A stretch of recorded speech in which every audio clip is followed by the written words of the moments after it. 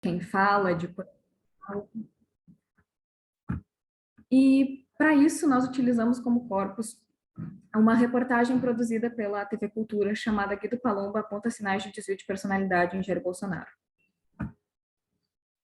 Antes de começar a falar sobre essa reportagem, como eu acabei de dizer que a AD parte do princípio de que o sentido é um efeito, acho que é bem importante, assim, contextualizar quem é essa figura que vai estar sendo abordada pela reportagem. Então, Jair Messias Bolsonaro foi eleito em 1991 como deputado federal, cargo que ele manteve até o final de 2018, quando ele foi eleito presidente. Durante a sua carreira política, ele emitiu muitas frases, muitos enunciados que foram considerados bem controversos, incluindo comentários racistas, homofóbicos, xenofóbicos, dentre outros. E muitas das críticas do governo, em relação, não só ao governo, mas em relação à figura dele, diziam respeito a esses comentários preconceituosos. Entretanto, em 2020, quando a gente teve o período da pandemia de Covid-19, que infelizmente ainda não foi finalizado, mas que naquela época nós estávamos em uma situação bem complicada, muito difícil, de muitas mortes, algumas falas do Bolsonaro, como essas que eu citei aqui, do momento que ele disse que ele não era coveiro, chamou a Covid de gripezinha, essas falas levantaram uma série de outros discursos de crítica ao presidente, e muitos deles relacionavam a figura do Bolsonaro ao diagnóstico de psicopatia. Aqui eu trouxe alguns exemplos, assim, de alguns desses discursos jornalísticos. A gente pode perceber que eles sempre vêm de outras figuras políticas, então ali a gente tem o Lula, o Tasso Gereissati, o Dória, mas também vem de figuras da psicanálise, da psiquiatria, da psicologia, como esses que estão citados aqui. Então, voltando assim um pouquinho ao corpus, agora que a gente já sabe em qual período que ele foi feito, o nosso corpus, essa reportagem do Guido Palomba, que é um psiquiatra, apontando os sinais de desvio de personalidade no Bolsonaro, ela se encaixa nesse âmbito de reportagens e de matérias que utilizam vozes de figuras da psiquiatria, da psicologia, da psicanálise, para fazer essa crítica. Então, como eu tinha comentado, é uma reportagem produzida pela TV Cultura. Ela foi publicada no YouTube no dia 18 de março de 2021, realmente um período muito complicado da pandemia. Inclusive, a gente pode anotar ali na imagem da reportagem, que no canto superior direito, durante todo o decorrer da reportagem, o número de vítimas da Covid é apresentado. E também, retomando sobre o Guido Palomba, ele é apresentado no início da reportagem como um dos mais respeitados psiquiatras forenses do Brasil. Essa reportagem, ela vai articular e vai intercalar falas das repórteres, principalmente falando um pouco sobre a historicidade da psicopatia e um quadro clínico padrão, com as falas do Guido Palomba e também com algumas imagens do presidente Bolsonaro em alguns pronunciamentos. Então, a gente pensa na AD, na análise do discurso, em algumas formações discursivas, que, de acordo com Pechet, é aquilo que determina o que pode e deve ser dito em uma determinada conjuntura. E nós entendemos que a psicopatia se filia, no caso a expressão, o termo psicopatia, vai se filiar a duas formações discursivas, a psiquiátrica e a jornalística. Em relação à psiquiátrica, a gente entende que ela parte de um viés médico, ela foi pensada a partir do início dos anos 1800, e ela foi principalmente associada à criminalidade do decorrer do século XX, com alguns trabalhos de bastante relevância, assim como do Kurt Schneider, que inclusive é citado durante a reportagem que nós analisamos. E atualmente ela se insere no DSM, na CID, num amplo espectro de transtornos de personalidade, mais especificamente no transtorno de personalidade antissocial. Entretanto, nós entendemos que esse termo, que esse diagnóstico, ainda que ele tenha toda essa história médica, história psiquiátrica, ele também se encaixa em uma formação discursiva jornalística, em um viés sensacionalista e moralista. E aqui acho importante destacar que não quero dizer, nem é o objetivo do trabalho, dizer que toda formação discursiva jornalística, ou que todo discurso jornalístico é sensacionalista. mas destacar que a psicopatia no discurso jornalístico se enquadrou em um viés sensacionalista e moralista. Isso se deu principalmente a partir dos anos 50, com a produção de muitos filmes sobre psicopatas. Eu me lembro que agora do Silêncio dos Inocentes, de Assassinos por Natureza também, e também de documentários e reportagens sobre casos criminais que envolveram serial killers. Então também o Ted Bundy, o Jeffrey Dahmer, que até agora foi feita uma série sobre ele, mas esses casos contribuíram bastante para essa ideia do psicopata como um assassino, como uma pessoa ruim, uma pessoa sem sentimentos. E ainda que a reportagem parta de uma formação discursiva no nível dito da psiquiatria, a gente entende que a psicopatia, esse termo, esse diagnóstico, não deixa de carregar todo esse sentido midiático, sensacionalista e moralista. A partir da articulação dessas formações, nós podemos pensar em duas formas de silenciamento que são definidas pela Amy Orlandi, como componentes da política do silêncio. Em um aspecto mais material do texto, é possível pensar no silenciamento local, que também é chamado de censura, ou seja, enunciados que são proibidos em determinadas conjunturas, que não podem ser ditos. E na reportagem analisada, é muito interessante perceber que, mesmo que todo o tom da matéria e que toda a edição intercalando sintomas da psicopatia com falas do Bolsonaro e com falas do psiquiatra, ainda que todas essa edição e a construção dessa reportagem deem a entender que o Bolsonaro é psicopata, esse enunciado nunca é dito. Ele é apenas abordado lateralmente por meio de paráfrases. Então, sinais de desvio de personalidade, o risco de se ter um condutopata no comando de uma nação, ou uma hipótese diagnóstica que é abordada pelo psiquiatra Guido Palomba.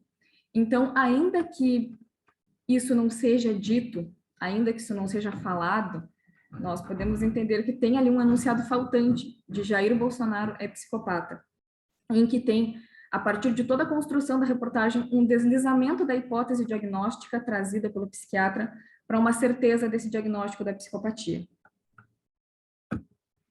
E, em um aspecto mais amplo, nós também temos um silenciamento, podemos pensar em uma perspectiva do silenciamento constitutivo, que, de acordo com Orlandi, diz que todo discurso necessariamente cala outros dizeres possíveis.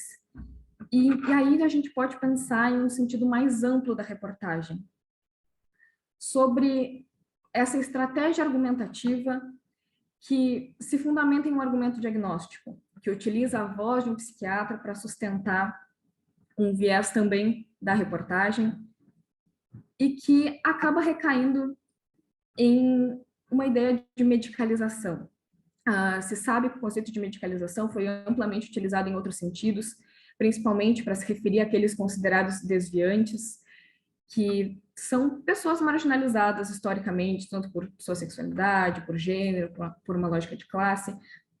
E a medicalização diz sobre a utilização de um discurso médico, de uma retórica médica, nesse caso psiquiátrica, em quaisquer tipo de debates ou quaisquer tipos de discussões. Então, nós entendemos que, nesse caso, o conceito da medicalização vai se encaixar, porque uma tentativa de perceber uma figura como o Bolsonaro a partir de uma lógica psiquiátrica esvazia sentidos políticos, esvazia sentidos de classe, de interesses, e preenche eles com uma lógica diagnóstica. Então, pensando na lógica do silenciamento constitutivo, que diz que todo dizer cala outros dizeres possíveis, nós também podemos pensar que outros discursos foram produzidos durante a pandemia em relação a essas mesmas falas que foram apresentadas no início, a essas mesmas controvérsias levantadas pelo Bolsonaro, e discursos que não necessariamente utilizaram um diagnóstico psiquiátrico, mas que trabalharam, por exemplo, com a questão do negacionismo, que abordaram o desrespeito à família das vítimas ou às falas insensíveis, e ainda alguns discursos que abordaram uma questão jurídica, questionando o quão amparado legalmente o Bolsonaro estaria para fazer aquele tipo de comentário, aquele tipo de fala. E, a partir disso, a gente pode pensar que a utilização de uma lógica diagnóstica como um argumento necessariamente vai silenciar aspectos políticos. Eu comentei sobre esses outros discursos, e mesmo em relação a esses outros discursos, a gente pode perceber que a questão política e de interesse não é citada. É sempre recorrendo a uma lógica jurídica, a uma lógica moral, mas mesmo assim esses discursos não recorreram a uma lógica de diagnóstico. Então, assim, o nosso tempo é bem breve, então eu tentei preparar uma apresentação um pouco mais sucinta mesmo. E então, antes assim dos apontamentos finais, acho importante destacar novamente que essa análise é um gesto de leitura possível em relação ao corpus, e não o único que poderia ter sido feito. E também de lembrar que o objetivo do trabalho em nenhum momento é de abordar se o discurso jornalístico é correto ou não, ou ainda se Bolsonaro é psicopata ou não. A questão principal é de entender os efeitos de despolitização e de moralização do debate público que nós acabamos incidindo e que acabam ocorrendo no momento em que a gente usa um discurso psiquiátrico para criticar uma figura política, uma figura pública. E no caso, propriamente, da reportagem que foi analisada, mais especificamente, de não só despolitizar e moralizar, mas também acaba por desresponsabilizar o Bolsonaro, ainda que a reportagem seja em tom de crítica, seja a partir de um posicionamento contrário do governo. No momento em que a gente parte do enunciado faltante, que ainda que não esteja dito, ele significa e ele produz sentidos ao longo da reportagem, nós entendemos que todos os sintomas de psicopatia associados ao Bolsonaro vão significar. Então, não só os sintomas ruins que dão a entender que ele é uma pessoa ruim, que ele é uma pessoa malvada, que ele é uma pessoa, um mau gestor, que ele é insensível, que ele seria desrespeitoso, mas com frases e com sintomas enunciados como incapazes de reconhecer a própria culpa e não percebem aquilo que estão fazendo de errado, esse tipo de discurso não só despolitiza e moraliza, mas também desresponsabiliza o Bolsonaro pelas suas ações. Então, finalmente, assim, eu entendo que a maior questão do trabalho é no sentido de repensar as estratégias argumentativas e quais os efeitos de um recurso a um discurso psiquiátrico tem no debate público. Novamente, gente, muito obrigada a todos que estão aqui. Foi realmente uma apresentação um pouco mais sucinta, tem vários aspectos do trabalho que não conseguiram ser apresentados aqui justamente por uma questão de tempo, mas agradeço a todos.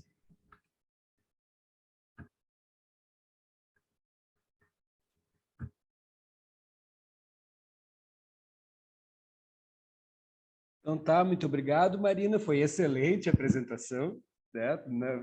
Foi muito bom. Viu? Tu não ficou nervosa, não gaguejou, tu não entrou em pânico. Viu? Uma boa apresentação, condiz com o trabalho. Ainda terminou 1 minuto antes. Então agora eu passo a palavra. Vamos fazer assim, gente? Tá tudo bem assim aqui? Geralmente a praxis é essa, né? A gente pega do mais distante para o mais próximo da instituição. Né? Então, eu chamo meu querido amigo e colega, professor Luiz Carlos Petri. Né? Eu fiz com a Marina isso, quando faltava 5 minutos, eu botei ali no chat. Pode ser assim, Petri? Tá, tu tem aí o teu cronômetro, tá ótimo. Então tá, Petri, tem 15 minutos, assim, mas também se passar 1 minuto, ninguém vai morrer aqui. O Brasil tá ganhando o jogo e tal. Então tá, Petri, fica contigo a palavra. Obrigado, professor Fábio. Gostaria de dar os parabéns pelo trabalho para a Marina e cumprimentar a professora Daniela e o professor Regis. Achei muito interessante poder ler esse trabalho. Em outras oportunidades, durante muitos anos, participei de bancas na semiótica da PUC, com várias abordagens em mestrado e doutorado das questões da análise de discurso também. E acho que nós temos algumas questões muito importantes, que eu acho que é muito interessante que esse trabalho tenha sido feito, e também é muito interessante que não tenha sido um trabalho de análise de discurso lacaniana, que provavelmente teria apresentado alguns problemas bem característicos. Isso não querendo desmerecer o trabalho de Lacan, muito antes pelo contrário, mas em função de uma determinada situação que eu só gostaria de contribuir delineando aqui para vocês um ponto, uma perspectiva, né?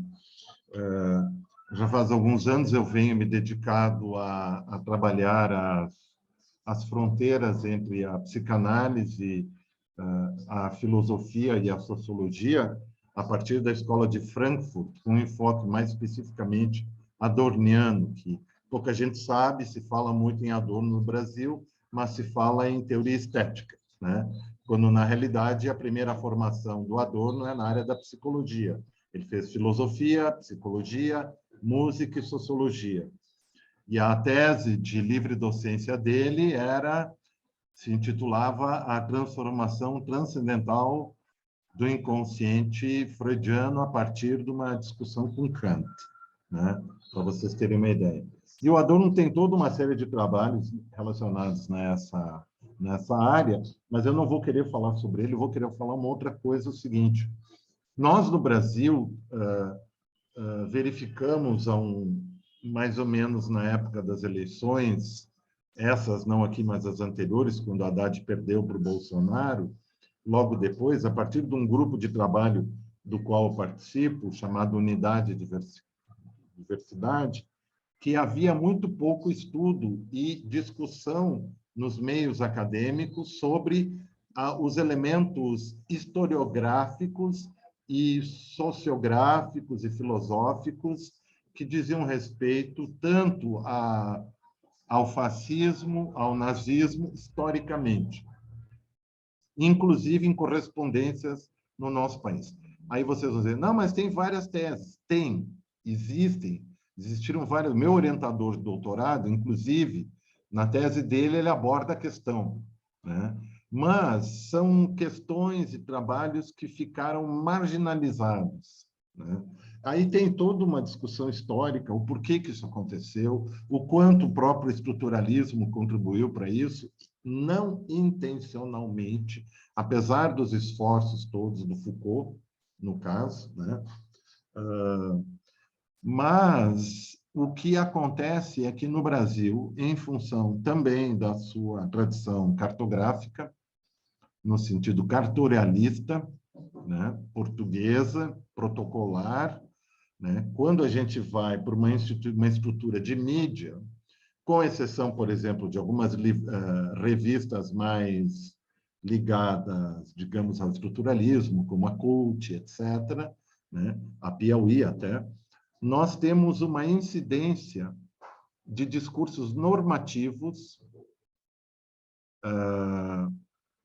que fazem referência ou uma estrutura jurídica de base positivista, né, chegando, inclusive, ao positivismo radical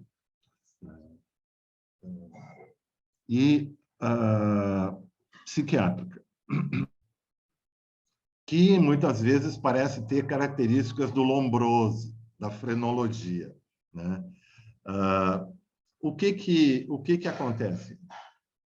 Essas críticas que foram feitas ao Bolsonaro, na realidade, eu vou ser bastante fulcral nesse ponto, de considerando ele uma personalidade sociopática, um psicopata, etc., etc., bebem, na realidade, nas mesmas fontes epistemológicas naturalistas que o fascismo e principalmente o nazismo.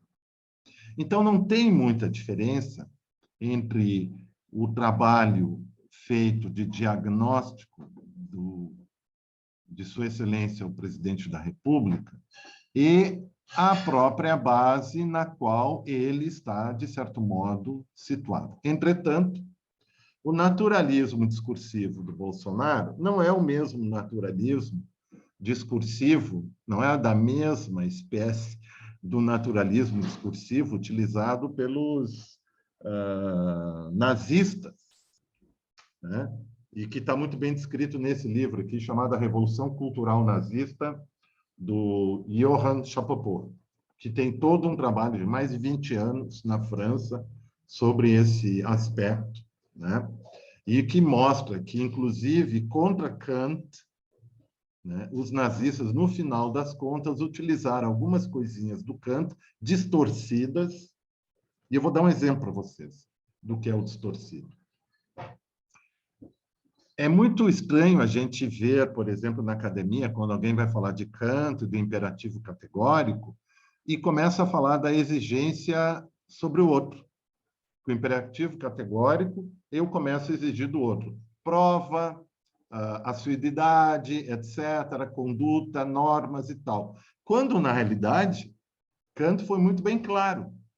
Ele disse o seguinte: o imperativo categórico se aplica ao sujeito sobre o próprio sujeito.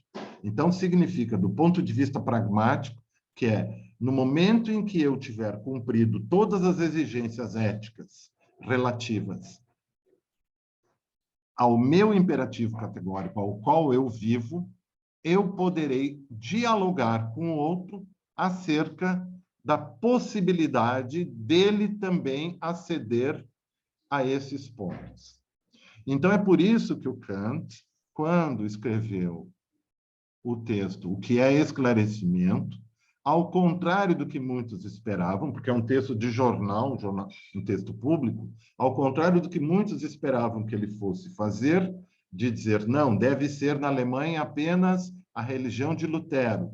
Disse que cada sujeito, individualmente, na liberdade de sua consciência e esclarecimento, decidir pela sua confissão religiosa ética, no caso. E, com isso, referendando o Édito do Príncipe, que havia lido Kant, no caso, na época, né? Então, isso é muito interessante, porque coloca uma série de questões que rondam, de certo modo, e aí eu acho que você tem um campo muito interessante para estudos posteriores em especialização, mestrado, etc., que é o quanto essa abordagem que você andou olhando, ela está na fronteira ou entrando na questão do empirismo, para vocês terem uma ideia. Por quê? Nós também temos uma vertente de análise de discurso norte-americana, especializadíssima, que usa parte do conhecimento de Chomsky, por exemplo, e outros, né? E que, durante a época da Guerra Fria, monitorava todas as falas do presidente norte-americano para prever o perigo e a possibilidade dele apertar o red button. Porque se, então, a partir dessa análise de discurso, o presidente norte-americano tivesse descompensado, ele deveria ser interditado imediatamente, porque ele poderia estar fazendo um ato de loucura. Então, vocês vejam que aí tem um pressuposto ético também, mesmo nessa abordagem naturalista, empírica, norte-americana também. A gente, digamos, pode ter alguma certa crítica a isso, mas nós também temos de reconhecer um esforço humano, né? O segundo ou terceiro aspecto que eu gostaria de colocar é o seguinte: tem um autor francês, maoísta, psicanalista, não, ele não é psicanalista, mas ele é um estudioso da psicanálise, é um filósofo chamado Alain Badiou, que é um autor muito interessante, né? Eu gosto muito dele, e ele vai dizer claramente que o mal não é uma fantasia. O mal existe. E ele tem uma capacidade de reificação absoluta. Então, se a gente vai fazer a leitura dos eventos do século XIX na Europa, em oposição à Revolução Francesa, ao Iluminismo alemão, etc., que vão culminar tanto na Itália como na Alemanha, no fascismo e, correspondentemente, no nazismo, a gente começa a ver, por exemplo, que o Dugin, por exemplo, que é um dos guias do gabinete do ódio, aquele pensador russo, filósofo, não é maluco, simplesmente. Ele é uma pessoa que a gente diria do mal, porque ele quer, dentro do programa dele, o extermínio de todos aqueles que não tenham, ou a submissão, porque eles são mais softs até que os nazistas, nesse sentido, o sangue puro eurasiano, que, em parte, envolve algo da genética para eles, germânica, né? Sueca, né? Por exemplo, né? Que a gente sabe na história da Rússia como é que essas coisas andaram, né? Então, por exemplo, quando a gente psicopatologiza a todo momento a sociedade, nós tornamos o discurso não responsável. E você colocou muito bem essa questão quando foi apelado para a ideia da não responsabilidade pelos seus atos. Ou seja, então, se nós temos que admitir a não responsabilidade pelos seus atos, nós também devemos admitir, se algum colega aqui na banca votou no Bolsonaro, acredito que não, a não responsabilidade contingente também, né, nesse aspecto. Então, assim, eu acho que é muito bem-vindo o seu trabalho, e ele começa a somar, e eu acho que existe uma série de autores que historicamente se dedicaram a analisar esse fato. Eu vou citar um assim que é pouco citado pelo pessoal da psicanálise, em todo caso, mas o trabalho dele é muito interessante, se a gente vai ler do ponto de vista freudiano, sem preconceito, que é o Erich Fromm, que escreveu Anatomia da Destrutividade Humana, que é um livro de 600 páginas, no qual ele especificamente acompanha o desenvolvimento intelectual e socioafetivo do Hitler durante a infância e a adolescência, até ele gerar todas os comportamentos e pensamentos dele. Eu não aconselho nunca a leitura do livro Mein Kampf para ninguém, né? Eu acho que esse livro é um livro horrível, né? Eu li ele, eu tive que ler ele, mas há muitos e muitos anos atrás, e quando li, eu abominei. E nesse livro, toda a forma de argumentação, ela está calcada nesse fundamento naturalista, na qual a ideia de sangue e raça e pureza genética são os fundamentos. E se a gente for procurar isso na nossa sociedade e na nossa disciplinas científicas, ela está presente em todos os lugares, inclusive, como diz Foucault, nos paradigmas médicos que nós vivemos hoje. A questão do genoma, né? A questão das vacinas, para o bem, é claro, etc. Só que a racionalidade, ela é capaz de fazer a discriminação daquilo que na ciência é o que faz uma ponte a toda a gente e aquilo que na ciência é utilizado dentro das filosofias, psicologias e pensamentos autoritários. Eu só queria colocar essa contribuição. Eu fiz uma série de anotações no trabalho, encaminhei para você e mandei também para o Fábio, que é o seu orientador, no sentido de uma contribuição, e havia alguns elogios ali também. E assim, lembrando ainda, o DSM-3 não é uma coisa feita de santos para santos. Ele, na verdade, é uma camisa de força. Né? E ele deve ser criticado também, porque ele é eminentemente prescritivo. E a homossexualidade somente saiu do DSM-3 por uma pressão política violentíssima e finalizada pela Organização das Nações Unidas. Para ter uma ideia.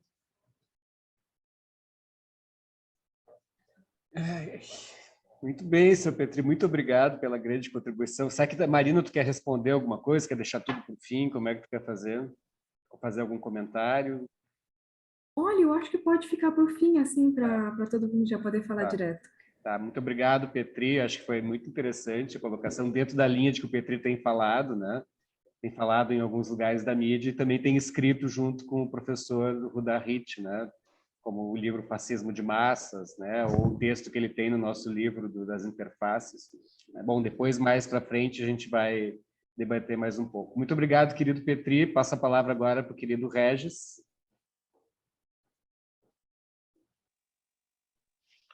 Eu queria agradecer inicialmente aqui, especialmente pelo convite para participar de uma conversa tão instigante. Queria agradecer ao professor Petri por essa aula, né, fabulosa, e queria agradecer especialmente a Marina pelo trabalho, né, a Marina e o seu orientador, Fábio Dalmolin, pelo trabalho incrível que eu tive a oportunidade de ler, que na verdade me deixou um pouco frustrado.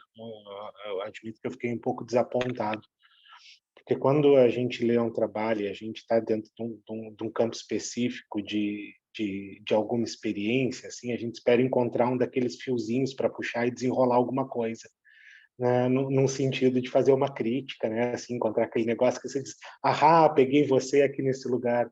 E, é bem frustrante ver um trabalho tão redondinho a ponto de ser muito difícil fazer uma crítica nesse sentido, né?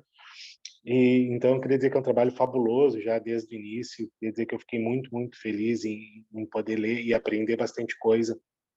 Eu tive algum contato, eu venho da Letras, né?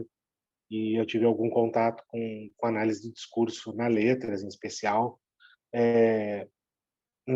dentro do campo da literatura, que foi o lugar onde eu me ocupei por mais tempo dentro da Letras, eu acabei tendo um pouco mais de contato com a análise do discurso das escolas norte-americanas. A minha formação era em letras português e inglês, e naturalmente a gente acabou conhecendo um pouco menos os franceses, né?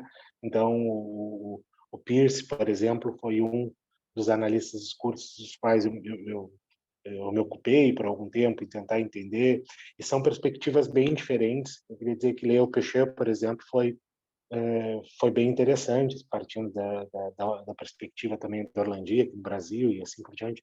Então, aprendi bastante com o trabalho. Enquanto o professor Petri falava, brilhantemente, eu fiquei pensando, né, tá bem, talvez algumas das coisas que eu pudesse falar já foram ditas ali também, além da Marina não deixar muita abertura, né, para falas, né, que possam trazer à tona algum conteúdo que não tenha sido elaborado ali. O professor Petri também fez uma análise que eu não sei se esgota, mas que traz à tona esses elementos, né, de maneira bem contundente, e que talvez não precisem de maior elaboração, esclarecimento.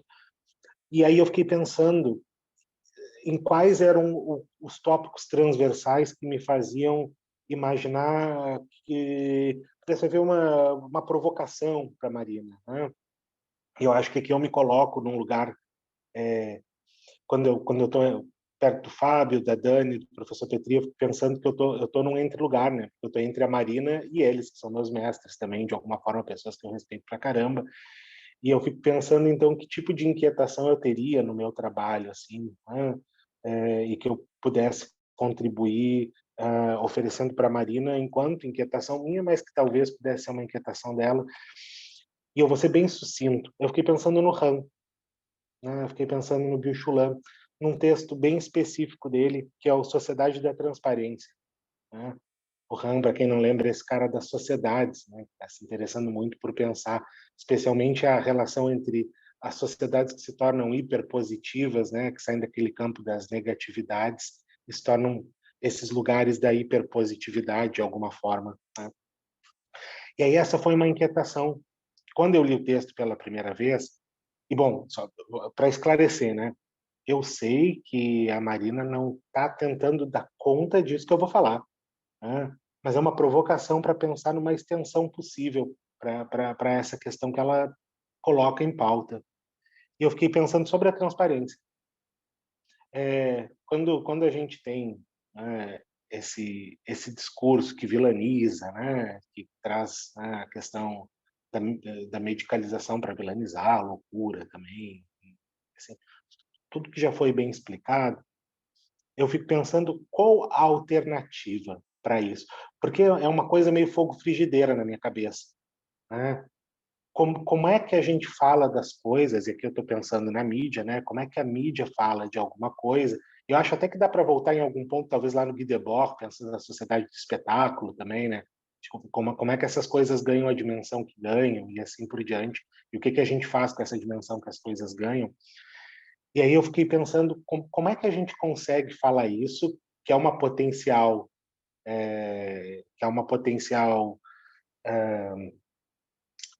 percepção que pode nos oferecer uma dimensão diferente sobre, então, quem é sujeito e o que a gente faz com isso. Como é que a gente fala sobre isso de uma forma que não seja essa onde o interdito dá abertura para esse discurso complexificado? Eu consigo ser transparente, Marina? Eu acho que essa é a pergunta. Existe uma transparência possível que não feche em absoluto esse lugar desse sujeito que vai se apresentando nesse discurso que não é o discurso adequado para apresentar esse sujeito? Como é que eu falo sobre esse cara? Como é que eu falo? Grosso modo, dá para dizer que o Bolsonaro é um psicopata assim, na lata? Qual é o nível, né, de destruição do discurso quando isso é posicionado dessa forma? E eu volto a dizer, eu sei que você no seu trabalho não está se implicando nessa descoberta, não, de forma nenhuma, né? Mas eu acho que você deu abertura para essa inquietação e eu estou compartilhando ela com você, né? Como é que a gente fala então disso se a gente não falar dessa forma? Porque esse lugar no qual o discurso não é tão objetivo, no qual ele oferece essa abertura, mesmo que isso tenha a sua problemática, ele também é um discurso que oferece espaço para uma recompreensão sobre o que a gente imagina em relação ao sujeito. Isso coloca uma dúvida na nossa cabeça: ele é psicopata ou ele não é psicopata? Né? É uma coisa que fica não subentendida, eu imagino, o tempo todo para todo mundo, considerando especialmente justamente a própria perspectiva do Teixeira. Não é igual para todo mundo, porque depende de quem está recebendo também. Né? Se não é igual para todo mundo, esse discurso que deixa alguma coisa aberta, esse discurso daquilo que não é falado, em algum ponto, ele também tem em algum lugar algo que pode ser reconhecido como possível para uma verdade. Né? Então, eu fico pensando sobre a transparência nesse sentido. Né? É possível que a gente tenha um discurso transparente que não seja reducionista? É possível que a gente tenha um discurso que exista entre a transparência e esse discurso que vilaniza, esse discurso que é completamente não transparente? Como é que a gente se direciona a essa figura? Como é que a gente tenta compreender as coisas que são o que são, eventualmente, por exemplo? Como é que eu posso falar de uma coisa sem ser opaco, sem deixar isso opaco? Como é que eu posso falar de alguma coisa sem que isso seja totalmente opaco? E como é que eu posso falar de alguma coisa sem que isso seja totalmente transparente? Então, acho que essa é um pouco minha inquietação. Quais seriam as possibilidades de falar sobre isso? Como é que a gente poderia falar sobre isso se não fosse dessa maneira que foi falado?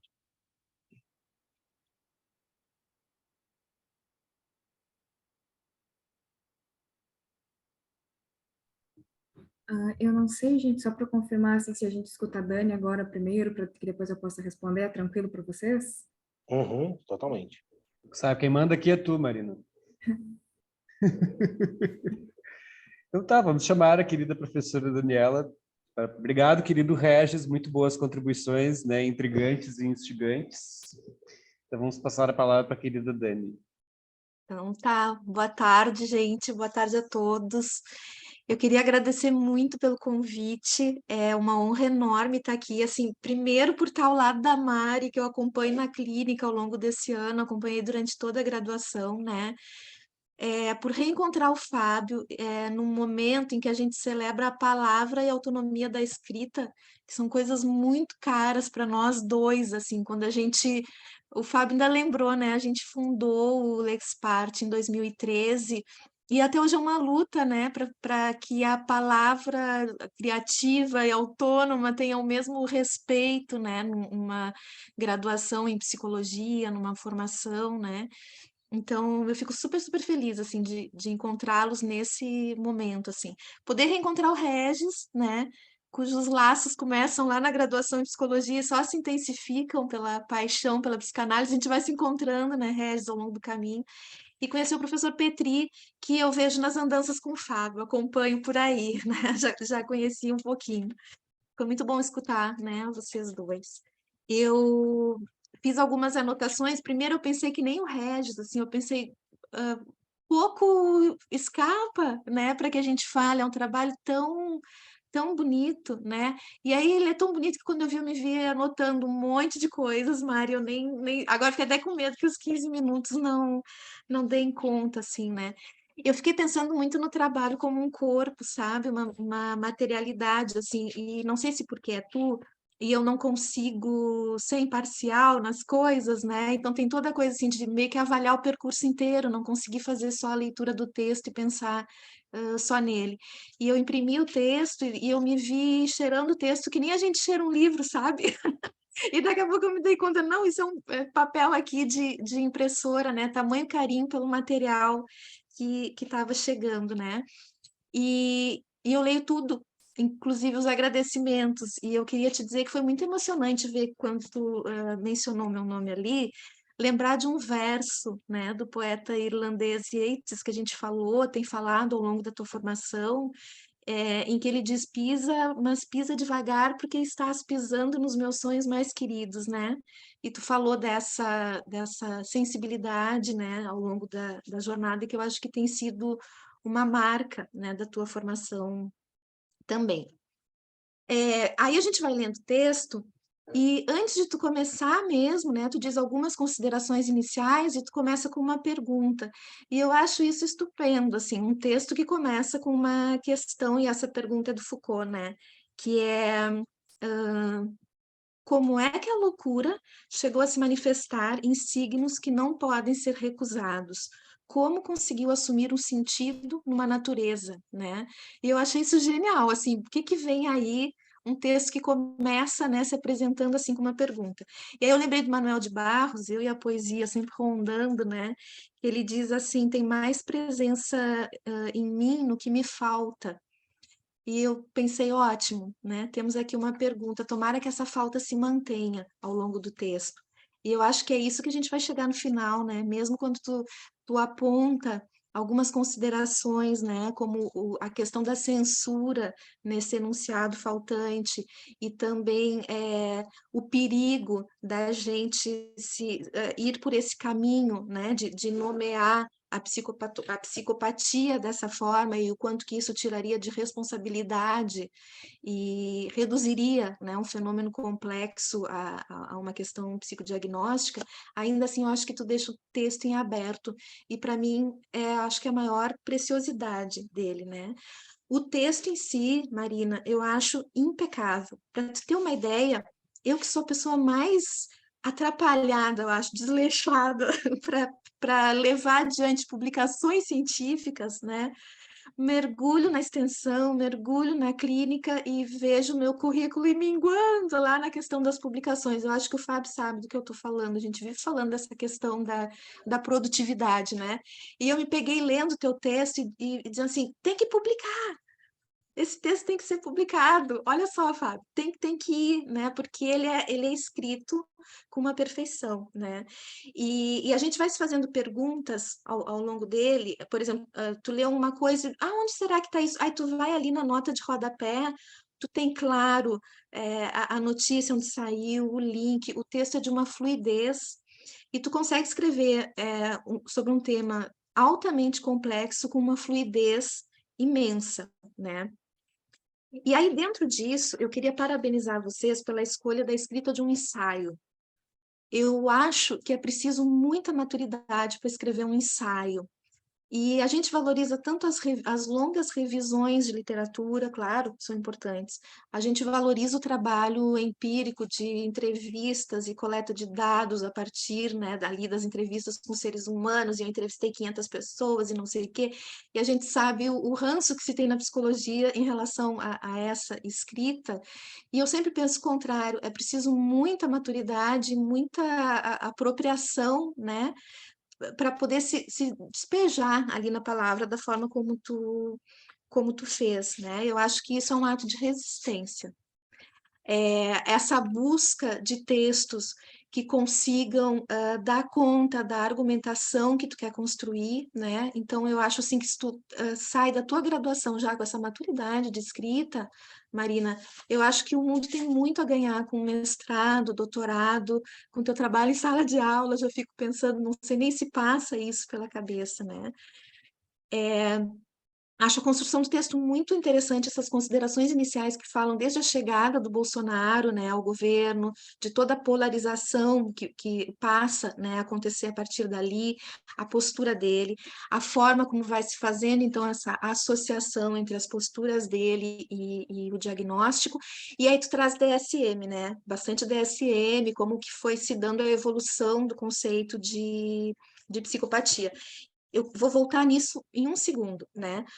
E aí vem a análise de discurso, que eu tive a oportunidade de aprender contigo e com a Raquel, tive a oportunidade de me aproximar, né, um pouquinho, e eu agradeço muito a vocês por isso, porque não é algo, né, com que eu tenho trabalhado. A Raquel trabalhou na mesma perspectiva que tu, e, e eu acho que os dois textos, né, eles são contribuições muito, muito importantes. E aí eu volto, então, agora à questão das perguntas, né? A questão das faltas, porque além da pergunta do Foucault, tem uma pergunta tua, que é assim: como se dá a articulação entre a figura de Jair Messias Bolsonaro e o termo psicopatia no discurso jornalístico, bem como os efeitos de sentido produzidos por essas associações entre os discursos psiquiátricos e midiáticos, né?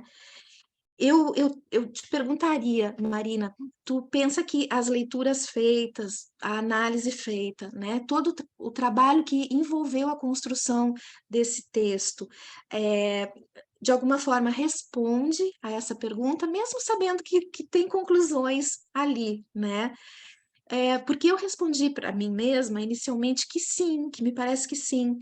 Porque, como disse o Regis, o texto é redondinho, né? Tá muito claro que tu vai trabalhar em cima da entrevista, né? Daquela pessoa e analisa esse discurso, os textos que tu traz, eu acho que eles dão muito conta de responder a tudo isso, né? Mas eu fiquei pensando assim, agora entra como sugestão e tu vê com o Fábio se tem sentido ou não, ou se seria para um outro trabalho, talvez seja para um segundo trabalho, né, relacionado a esse.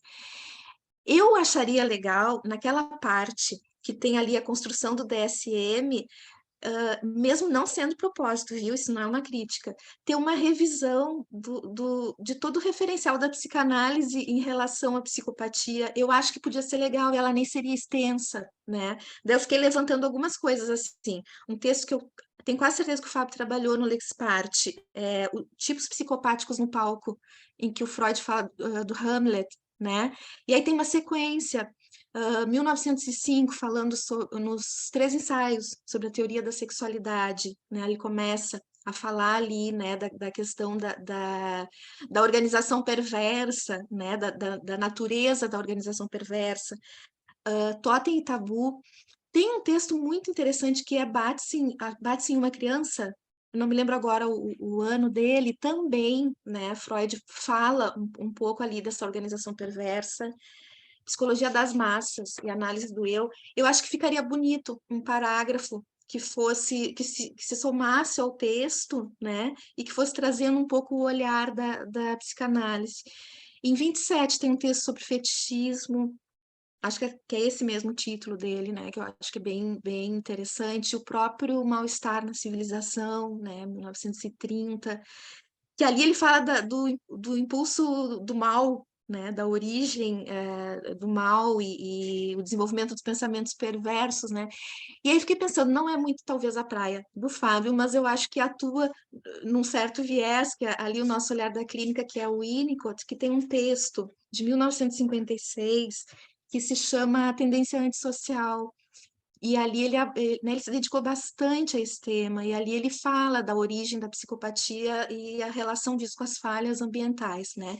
Então seria a sugestão de acrescentar um parágrafo. O que vocês acham? Não sei, depois a gente vê, né, se teria sentido ou não. Ou se o texto se desmembra e daqui a pouco tu fala a contribuição da psicanálise, mais propriamente, se tiver vontade, né, de... Fábio abriu o microfone ali, não sei Eu se... acho que sim, Dani, eu acho que um artigo. Eu acho que cabe um artigo. Eu acho que essa sugestão é muito boa, porque justamente a Marina pegou uma coisa que é muito séria, esse conceito de psicopata, né? Então, ele tem uma história dentro da história da loucura, ele tem uma história que ora se confunde com a perversão, ora não se confunde com a perversão. Eu acho que ficaria muito, muito boa a sugestão. E aí, uma outra, que também para vocês analisarem se tem sentido, eu fiquei pensando, aí entra talvez o viés que pode estar atravessado de mesmo achar que num ensaio, uma certa revisão de literatura, ela precisa se fazer presente, ela está presente no seu trabalho, né?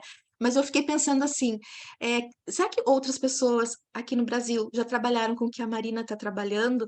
E daí eu fui lá, Google acadêmico e tal, base de dados, e coloquei assim, Bolsonaro, psicopatia e jornalismo. E encontrei, assim, pelo menos uns 6 trabalhos, inicialmente entre 2020 e 2021, bastante semelhantes ao teu. E eu acho que ficaria bonito também acrescentar, sabe? No sentido, assim, de mostrar que tem outras pessoas no país que estão também preocupadas com esse tema, o que elas foram encontrando. Então, só um exemplo. Tem um artigo do Eduardo Vasconcelos, que é da Federal do Rio de Janeiro, que se chama O Diagnóstico de Psicopatia ajuda a esclarecer a atual crise política brasileira. Eu só não salvei aqui o nome das revistas, tá? E ele conclui que o diagnóstico, como tu concluiu, né, escamoteia a complexidade do fenômeno. Então, ele chega num ponto muito parecido. Um de 21, do Domênico Ur, que eu acho até que a gente conheceu, né, Fábio, em algum concurso aqui na FURG. Ele fez o concurso junto comigo, foi o que a Karen passou, e ele é meu Ah, amigo então desde os foi. anos 90. Ele é meu amigo do Tá, movimento estudantil desde os anos 90. tá. Ele Ele trabalha publicou, com esquizoanálise, né? tá bem. Ele publicou em 2021 um texto, um artigo, né? Discurso sobre a retórica governamental de Bolsonaro. Louco, genocida, necroliberal ou cortina de fumaça? E ele faz uma análise tri parecida com a tua, daí ele vai assim, Bolsonaro louco? Ponto de interrogação. 2, Bolsonaro genocida? E ele vai indo por um caminho parecido, né? Eu não vou te elencar todos, Mari, depois eu passo, mas só para eu separei alguns aqui que eu achei que poderiam ser interessantes, né? Eu disse que eu voltaria à questão das perguntas, eu já estou finalizando aqui, né? E eu anotei aqui, né, que embora eu tenha acompanhado a tua escrita durante diversos trabalhos nossos, porque a gente priorizou isso nos nossos encontros, né, que vocês produzissem ensaios, que escrevessem, eu acho que eu não tinha parado tanto para prestar atenção na tua escrita como eu parei nesse momento, né? E enquanto eu li, eu pensava, é a Marina, sim, é a Marina que eu escuto semanalmente na clínica de crianças.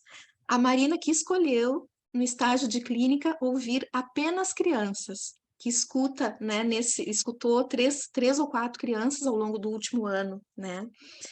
E nessa escuta que a gente tem feito de crianças, Mari, eu observo que o desejo de uma palavra que nomeie o sofrimento, né? O desejo de uma palavra que dê conta de comportamentos que são tidos como os mais corretos, como os mais adequados, vem com toda a força na família, com toda a força na escola. Tu tem lidado com isso, né? Eu sou autista, eu tenho TDAH, eu tenho isso, eu tenho aquilo, qual é o nome, né, do que meu filho tem? E tu tem priorizado o espaço da arte, tu tem priorizado o espaço da criatividade, né? E aí eu fiquei pensando, é viagem minha, é impressão minha, ou existe alguma ponte entre a escrita do teu TCC e a tua escuta clínica de crianças? Acho que foi a principal pergunta, assim, né? Pode estar completamente fora de contexto, mas eu li teu TCC e pensei, é a mesma Marina, é a mesma Marina, né? Que olha para a infância com todo cuidado de não trazer esses nomes, né? De uma forma que se reduza a fenômenos, né? Essa é uma pergunta que eu tenho para ti. Em que medida a clínica, né, e o TCC se aproximam? E voltando ao verso do Manuel de Barros, quando ele diz tem mais presença em mim, o que me falta, em vez de perguntar a que conclusões tu chega, eu pergunto o que falta ao final, o que te falta ao final desse trabalho. Eu acho que era essa a minha contribuição. Estou muito feliz por ti, viu, Marina? Muito, muito. Então tá, Marina, tu fica com a palavra aí. Eu te falei, né? Eu te falei. Eu falei tudo isso, que o trabalho tá bom, que ela não tinha que se preocupar. Claro, a gente tem que ficar nervoso mesmo na hora do TCC, né? Então, Marina, é um espacinho para ti agora, para tu fazer algumas considerações a partir do que a banca te disse, né? Tranquilo, gente. Primeiramente, muito obrigada a todos os comentários, foram com certeza muito relevantes, assim, comentando mais especificamente sobre cada um, o professor Petri. Muito obrigada por todas as recomendações. Eu li os teus comentários no meu texto e acho que eles são muito relevantes. Realmente, algumas questões que eu acredito que eu poderia ter abordado um pouco mais de profundidade, em relação ao DSM, assim, principalmente, eu concordo, assim, acho que talvez faltou ter explicitado no trabalho uma perspectiva mais crítica ao DSM, até destaco, assim, que realmente já até antes desse trabalho, já tinha escrito até com o professor Hartmann sobre o diagnóstico de depressão e a evolução desse diagnóstico ao longo dos DSMs. Então, acredito assim que realmente poderia ter abordado isso de forma mais extensa, assim como a questão dos frenologistas. Então, foram considerações muito importantes, assim, de novo, muito obrigada. Pretendo como a Dani comentou, assim, uma questão de publicação, eu pretendo acrescentar, assim, tudo que for possível, não sei se tudo nesse trabalho, até porque realmente não foi, por ser um trabalho mais curto, ele não teve toda a extensão que eu gostaria, todos os autores que eu gostaria, mas até pensando em futuros trabalhos. Então, agradeço muito as tuas contribuições.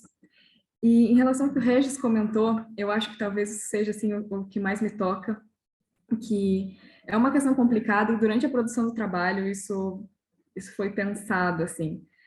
Inclusive, um dos questionamentos que eu tive enquanto ia escrevendo foi de se esses discursos que eu estava criticando ou estava questionando não foram essenciais para que o Bolsonaro não fosse eleito, por exemplo. Então, realmente, assim, é muito complexo. Eu só queria agradecer você por você ter entendido toda a bagunça que eu fiz aqui falando. Era exatamente disso que eu estava falando. Você tem toda a razão. O quanto é complexo, né?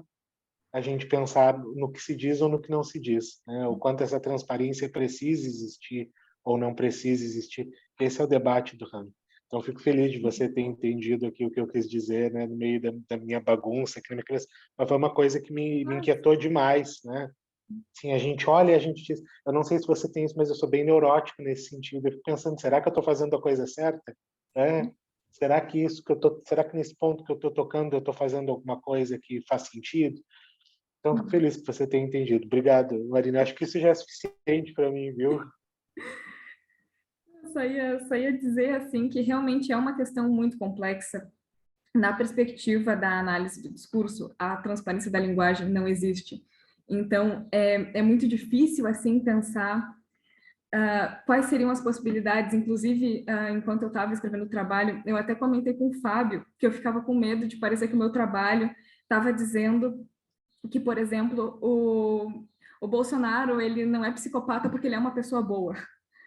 Porque nunca se sabe quais interpretações, até mesmo pela questão da opacidade da linguagem, nunca se sabe quais interpretações que o leitor do trabalho vai fazer. Então, muitas vezes, assim, eu tentei cuidar para destacar que o objetivo do trabalho não seria esse, justamente por achar que é uma questão muito complexa e que eu não teria conseguido dar conta nesse momento. Mas pensando, assim, para trabalhos futuros, que talvez com um corpus mais extenso, com possibilidade assim de trabalhar mais aprofundado mesmo Mas, mas sentido. o louco aí é que você também se implica numa comunicação transparente, né? Uhum. Eu não posso deixar pontos. Eu tô lendo aqui o Han, né, enquanto você está falando. A comunicação transparente, que já não admite nada indefinido, é obscena. Também são obscenas a reação e a abreação imediatas. É isso, né? A gente quer deixar claro. Pô, como é que eu deixo claro, né? Se não é justamente esse o problema. Eu fico feliz com essa provocação que você está aceitando, né? Que bom.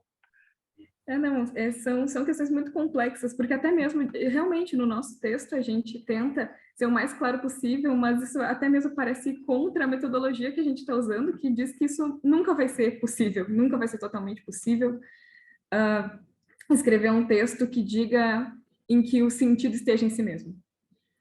Então, realmente, assim, é bem complexo. Eu acho que isso é algo que é importante ser pensado, mesmo que eu esteja fazendo uma crítica à utilização desse discurso psiquiátrico pelo jornalismo. Eu acho que precisaria de um espaço bem amplo, de muita reflexão para pensar quais são as outras possibilidades também. Porque, às vezes, a gente pensa, bom, é possível abordar de uma perspectiva política, de uma perspectiva de classe, mas, até isso é uma coisa que eu comento no texto, mas isso teria o mesmo efeito? Isso chegaria a tantas pessoas? Seria acessível? Então, é bem complexo mesmo. Eu agradeço muito assim, as considerações, mas, infelizmente, eu também não tenho como dar uma resposta fechada, porque eu acho que até mesmo a ideia do texto foi de abrir e eu gostaria de explorar isso mais futuramente, assim, mas muito, muito obrigada. Foi uma coisa que, ao longo da escrita, eu pensei muito sobre. Tem uma questão, gente, assim, eu e o Petri, né, a gente é chamado, né, Petri, por esses canais de mídia de esquerda, né, para essa história da transparência, acho interessante, assim como a questão da escuta, né, e para tu ver como tem o Regis falou essa questão da comunicação, né, essa questão que tu falou, quem escuta, né, quem recebe essa mensagem, porque daí a gente eu e o Petri já fomos mais de uma vez falar num lugar, né, e aí, claro, e os jornalistas são jornalistas bons, né? Não são esses jornalistas mainstream, né? Mas são jornalistas mais com uma outra ideia. Mas mesmo assim, o cara sempre escorrega para estar. Tá, então quer dizer que o Bolsonaro é louco mesmo? Esses caras que estão ali na frente dos quartéis, né? Esses caras são os psicóticos, né? E eu já disse, teve um dia que eu falei pro cara assim, né? Não lembro se foi para o Marco ou para o Plínio. Eu disse, cara, se a gente está chamando essas pessoas de loucas, o que sobra para, o que resta para nós? Né, que é o discurso da superioridade moral. Né? Eu chegar, esse cara aí está lá na frente do quartel, ele é um louco, tá aí. E ser lulista também não é uma loucura, né? Quer dizer, isso também não é uma paixão, a palavra patos do psicopata vem de paixão, né? Vem de tu ser arrebatado por algo, por uma causa e tal. E a Dani falou muito bem, o Freud, quando ele está lá no 3 Ensaios, a teoria da sexualidade, ele fala sobre a perversão, ele diz, olha, a nossa sexualidade ela é polimórfica mesmo. Né? Então, a gente não pode, digamos assim, eu posso fazer um juízo de valor, do tipo assim, olha, né, eu acho exagero o cara comer cocô, né? Tipo assim, né? Mas eu não posso dizer que o cara que come cocô é um doente porque ele come cocô. Né? Essa história, assim, né? Porque daí eu estou fazendo um discurso da superioridade moral. Né? É claro, daí entra uma baita questão de ética, né? Que aí entra vários autores, o que a Dani sugeriu é muito interessante, né? E entra o Nietzsche também, né, de certa forma, Foucault é um leitor de Nietzsche, porque a gente vê esses atravessamentos da moral, né? Uma via da psicopatia que eu conversei com a Marina, é claro que não coube no trabalho, né? Tem o Petri conhece, tem o livro do Jacinto Godoy, que é o Psiquiatria no Rio Grande do Sul, né? Onde que é o Jacinto Godoy, grosso modo, ele é o Pinel gaúcho, assim, né? Tu não vai ver a palavra louco nenhuma vez ali, só ouve a palavra psicopata. Né? Tanto que o Jacinto Godoy criou que um posto que seria um modelo do CAPS naquela época, nos anos 30, ele se chamava posto de psicopatas. Né? Então, essa palavra, tu vê, né? Ela vai se metamorfoseando conforme a moral e tal, né? E entra a ideia do que o Foucault fala na história da loucura. Né? Da loucura, tem uma frase do final ali do texto, que é a loucura aprisionada no mundo moral. né? Eu gosto de falar muito nas minhas aulas isso, né? Tu xinga uma pessoa de louca sempre, né? De psicopata. Que a ideia é xingar, né? Mas tu não chama ninguém de gripado, né? Tu não xinga ninguém de, olha, tu é um diarreico, não, né? Tu xinga a pessoa geralmente por doença mental. E os caras não nos escutam, né, Petrito? Faz uma fala lá dizendo isso, olha, tu conta a história da loucura para eles, explica essa questão moral, no outro dia eles já estão chamando os caras, xingando os caras de psicótico e tal. Alguém mais quer colocar alguma coisa? Petri, Regis, Dani? Antes que eu faça as minhas considerações finais e depois a gente vá para a avaliação. Tranquilo, só ia responder assim também o que a Dani comentou. Primeiramente, Dani, muito obrigada. Assim, eu entendo que a tua participação aqui, para mim, pelo menos, não diz só respeito ao TCC, mas diz também respeito a toda a história que a gente tem. Assim, te agradeço muito por tudo, por toda a sensibilidade, por todo o carinho na clínica, nas aulas, durante toda essa graduação. Primeiramente, assim, muito obrigada também pelas tuas sugestões. Eu reconheço, assim, que foram coisas que eu acabei não abordando e acho que poderiam ser bem relevantes. Como eu trabalhei com essa formação discursiva, psiquiátrica, mais num sentido de como ela se apresenta nos DSMs, eu acabei indo mais por outro viés, mas eu acho que seria bem relevante, assim, gostaria também de... Acho que, como tinha comentado, assim, pensando na publicação, são coisas que eu também gostaria de abordar de uma forma mais extensa, assim, ao longo do texto. Em relação assim, aos atendimentos e à clínica, eu acho até um pouco engraçado, porque como eu atendo crianças, e eu decidi só atender crianças ao longo do estágio do 5º ano, muitas pessoas ficaram muito surpresas com o meu tema e com o que eu decidi trabalhar. Justamente assim, por esperarem que eu fosse pensar em algo mais do viés da clínica, da infância, mas com certeza a clínica e o estágio, assim, também tiveram bastante influência no que eu pensei. Essa questão de diagnóstico, principalmente, como eu comentei, era uma coisa que, quando eu estava no projeto de pesquisa do professor Fernando Hartmann, a gente trabalhava bastante, a gente escreveu sobre a questão da depressão, e ao longo do estágio, perceber, assim, também como... Eu não sei se é uma questão de acessibilidade, mas como os diagnósticos estão cada vez mais presentes no cotidiano. Também de perceber essa abrangência dos diagnósticos, de como de ter pacientes, crianças chegando, eu sou autista, eu tenho TDAH, e perguntar, mas o que tu pensa sobre isso? E a criança me respondeu, eu nem sei o que é. Então, eu acho que essa participação na clínica, os atendimentos, e também de poder ouvir, assim, sobre esses diagnósticos, com certeza também me incentiva, assim, a refletir sobre os usos do diagnóstico, sobre as abrangências de diagnósticos psiquiátricos, psicológicos. E, de novo, te agradeço muito por tudo e finalmente, assim, um obrigada a todos. Eu que eu já agradeci, mas acho que são contribuições muito importantes. Muito obrigada pela presença também.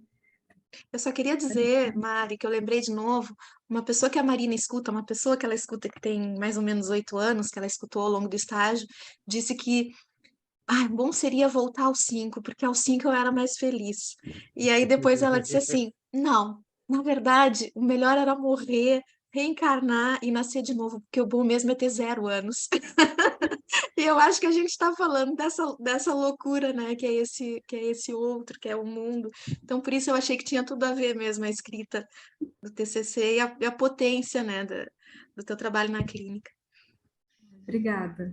Bom, gente, antes da gente ir eu queria fazer algumas considerações importantes. Eu teria muita coisa para falar, mas acho que eu vou falar as coisas. Primeiro, que o Brasil foi eliminado na Copa pela Croácia nos pênaltis, e a Croácia empatou na prorrogação, né? Pena que eu não vi com a minha camisa da Croácia. E eu tenho da Sérvia e da Croácia.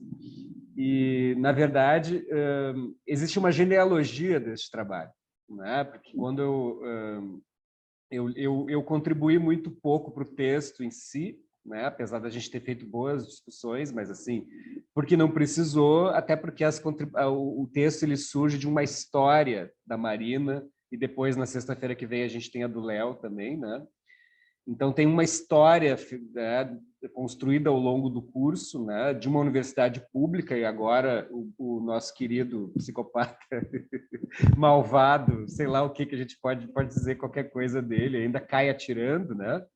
Então ainda faz por isso que o Petri falou assim, né, a maldade ela existe, né? Então tipo o cara falta 15 dias para acabar o governo do cara e o cara vai lá e faz um corte, né? Muita gente aí que é bolsista, né? Eu fui bolsista durante toda a minha vida acadêmica, o pessoal não está conseguindo pagar a conta, tem ex-alunos nossos que estão falando ali, né? Estão fazendo mestrado na URGS e tal, e o governo cortou a grana da bolsa, né? Isso é uma coisa, e também não tem grana, daqui a pouco a gente não vai ter grana para pagar a conta da luz e tal, né? Então, a importância da formação dentro de uma universidade pública como a FURG, né? Que a Marina teve, e aí tu tem a possibilidade que a gente tem de criar, né? Eu, a Dani, o Fernando, né? De investir nessa ideia da criação, da gente poder desenvolver dentro do campo das disciplinas que a gente faz, né? De trabalhar essas coisas, e o trabalho da Marina vem disso, né? Vem do trabalho do próprio Lexpart, né? Tanto, né, da Dani, do Fernando, que eles fazem, como eu saí de Rio Grande, né? Eles estavam no grupo do Fernando, análise do discurso, principalmente do Peixe, é mais a praia do Fernando, né? E aí tem as partes sim.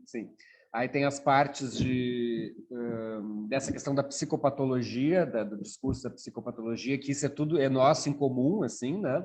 Que a gente vive uma batalha dentro dos cursos de psicologia em função disso, né? Uma parte mais positivista versus uma parte mais que investe mais numa questão artística, né? Mais do discurso, mais da palavra, mais do texto, mais da abertura conceitual, né? Então esse trabalho ele vem daí, né? Ele vem de todo esse caldo de cultura da Dani, do Hartmann, dos cursos de extensão que a Marina, que a Marina não foi minha aluna, né, na graduação, foi, né, Marina? A gente tem que esquecer um pouco, né, essa experiência, mas a Marina participou de alguns cursos de extensão que a gente fez sobre o Hamlet, sobre o Édipo, né, depois a gente teve o Patologias do Social, que a gente leu todo o livro do Dunker, do Safat, ali, que tem a ver com essa discussão, neoliberalismo como gestão do sofrimento psíquico, né, as interfaces entre a psicanálise e as ciências sociais, quer dizer, tudo isso está dentro de um zeitgeist, né, está dentro de uma atmosfera que vai chegar nesse trabalho. Então, na hora que esse trabalho chega para mim, né, porque ele deveria ser orientado pelo Hartmann, mas ele vem para mim, eu vejo já um trabalho encaminhado, entende? Daí o que eu fiz com a Marina e fiz com o Léo também, foi propor uns momentos de discussão, né? Até é engraçado, eu sempre colocava, que a Dani falou, eu sempre assim, as duas intervenções que eu fiz, né? É que eu achei o texto meio quadrado, né? Eu dizia, não, eu quero ver um pouco mais de autoria nesse texto, né? Eu quero ver um pouco mais de tempero. E duas citações que eu sugeri que sintetizavam o trabalho da Marina. Depois eu fiz uma citação no trabalho do Léo. Uma das citações foi essa, Daniel, que tu te referiu, né? Porque realmente essa citação, que é do Foucault, né, ela sintetiza o trabalho, né? Tipo, não é eu que sugeri isso, que eu via algo que dava que se tu só lê essa citação, tu já entende o trabalho da Marina.